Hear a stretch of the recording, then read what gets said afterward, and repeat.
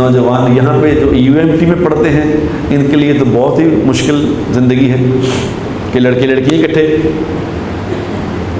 کیونکہ حدیث میں آتا ہے کہ نگاہوں کی حفاظت کرو، کہہ دو ایمان والوں سے اپنی نگاہوں کو جھکا کے رکھیں، اور کہہ دو ایمان والیوں سے کہ اپنی نگاہوں کو جھکا کے رکھیں۔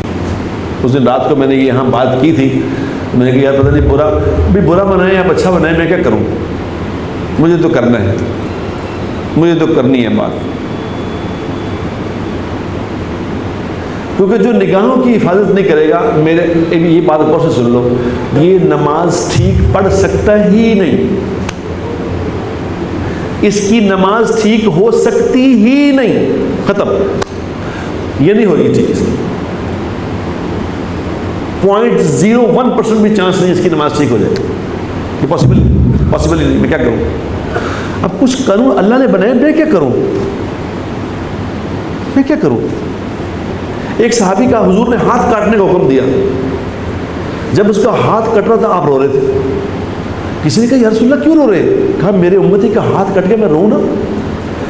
کہا جی منع کر دیں، آپ بادشاہ منع کر دیں، آپ کے حکم میں تو ہاتھ کٹ رہا ہے۔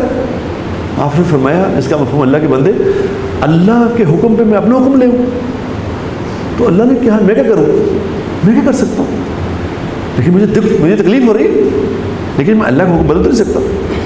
اب اللہ نے کہا کہ نگاہوں کی حفاظت کرو، آپ کہیں یہ کانفیڈنس کی بات ہے، عورتوں کا مردوں سے ملنا کانفیڈنس ہے، تو میں کیا کروں؟ یہ کانفیڈنس نہیں ہے، بے حیائی۔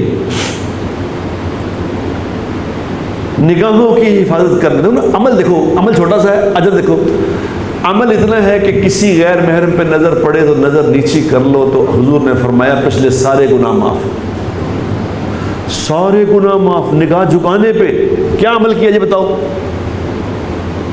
کوئی تو پیچھے بات ہوگی نا اس کے، کہ اتنے سے عمل پہ سارے گناہ معاف۔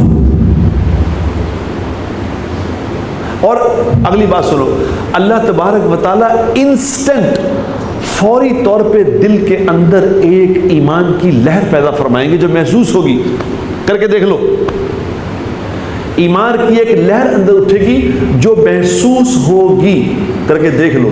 اور تیسری بات، اللہ تبارک و تعالیٰ نگاہ کی حفاظت کرنے والے کو ایسا عمل کرنے کی توفیق عطا فرمائیں گے جو عمل لے کے سیدھا جنت میں جائے گا۔